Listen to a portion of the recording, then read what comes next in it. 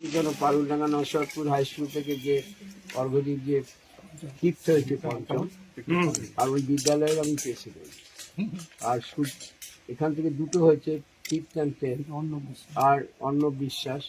আর সুলতানপুর যে তুলসী রানী বিদ্যালয়, সেই বিদ্যালয় থেকেও কিন্তু টেন্থ হয়েছে।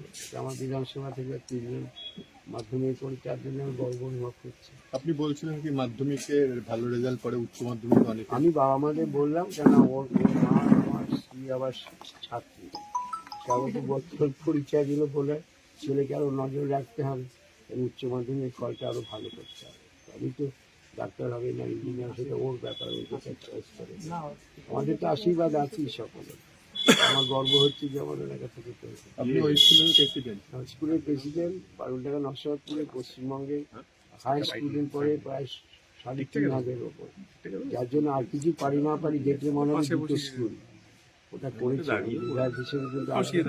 কিন্তু যা তাই তো যতটা করার করেছে। আবার তুলসী রানী বিদ্যালয়ের উন্নতি কল্পে যতটা করার করেছে, যাতে ওইখানে আমার সাফল্য।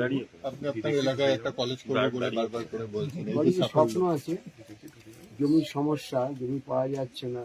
কলেজ তো আমি করে যাবো। একটা কলেজ তো হয়েছে আমার বিধানসভায়, মুড়াগাছিতে মেদগাছিতে গভর্নমেন্ট কলেজ হয়নি। আমার বিধানসভায় দুটো ব্লক, একটা কালনা ওয়ান, পূর্বস্থলী। কালনা ওয়ানে মেদগাছিতে তো গভর্নমেন্ট কলেজ হয়েছে। আপনার এই গভর্নমেন্ট কলেজ তো সরকারি ডিগ্রি কলেজ কোথায় আছে? আমাদের আশেপাশে রেডিয়াসের মধ্যে কৃষ্ণনগর, দুর্গাপুর, চন্দননগর, তার মধ্যে আর কোথাও নেই। সমস্ত সাবজেক্টে অনার্স আছে। অত একটা কলেজ তো হয়েছে। আর পূর্বস্থলী ওয়ানে কলেজ, পূর্বস্থলী আছে, নবদ্বীপ আছে। তবু এই এলাকায় কলেজের প্রস্তাব অলরেডি গ্রহণ করা হয়েছে। স্বামী বিবেকানন্দ এডুকেশনাল ট্রাস্ট বলে গঠিত করেছি 13 বছর আগে, তার প্রক্রিয়া চলছে। কিন্তু এই এলাকায় জমি পাওয়া খুব সমস্যা। জমিটা তো দিতে হবে। এক জায়গায় জমি ঠিক করি, আবার দালাল কিছু এসে দিয়ে সেই জমি দেখা যায়। কি করা যাবে? সে কলেজ হলো না, তার আগে জমির দাম বাড়িয়ে যায়। কি করা যাবে? তবু চেষ্টা চলছে। নিশ্চয়ই করবো, কেন মমতাদি তো কম কলেজ করেননি, ইউনিভার্সিটি করেছেন, কলেজ করেছেন। ইউনিভার্সিটি আগে ছিল না, এখন কম আছে সংখ্যায়। আর এইসব স্কুলে আমার এলাকায় বলতে পারি কোনো স্কুলে এখন দ্বাদশ শ্রেণী পড়ার কোনো অভাব নেই। এই নরসিংহপুরেতেই, পারুলডাঙ্গাতে, হাটশিমলাতে একটি জুনিয়র হাই স্কুল করা হয়েছে। এই নরসিংহপুরেতে লিংরাতে একটা জুনিয়র হাই স্কুল করা হয়েছে। এই নরসিংহপুর অঞ্চলে ডাঙ্গাপাড়াতে একটা জুনিয়র হাই স্কুল করা হয়েছে। নরসিংহপুর পারুলডাঙ্গা হাই স্কুলের উন্নতিকরণের জন্য যা যা করা হয়েছে, বরঞ্চ আমার এলাকার স্কুলগুলোতে এখন বলতে পারি অনেক ঘর আগে বেঞ্চি ছিল না। আমি এক সময় এই নরসিংহপুরের পোস্ট অফিসে আমি পড়তে চাই, আমাকে পড়তে দাও আন্দোলন করেছিলাম 80 সালে। আমি পড়তে চাই, আমায় পড়তে দাও। কেন পারুলডাঙ্গা নরসিংহপুরে 5খানা সেকশন খুলো, খাইবে জায়গা হতো না, মেঝেতে বসতে হতো। একদিন সপ্তাহে ফিরে তোদের জিজ্ঞেস করি, সপ্তাহে সপ্তাহে তোরা 3 দিন আসিস, তোরা 4 দিন। ওই সমস্যাটা তো দূর করেছি।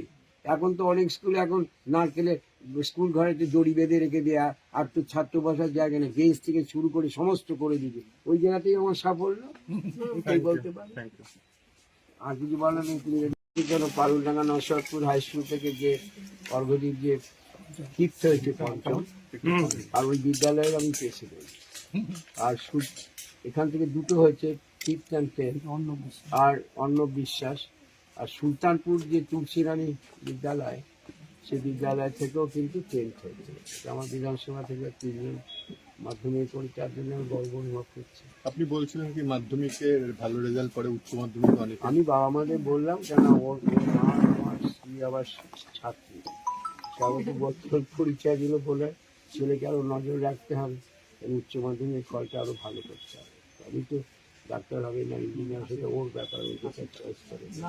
আমাদের তো আশীর্বাদ আছেই সকলে। আমার গর্ব হচ্ছে যে আমার এলাকা থেকে পেয়েছে। আপনি ওই স্কুলের প্রেসিডেন্ট?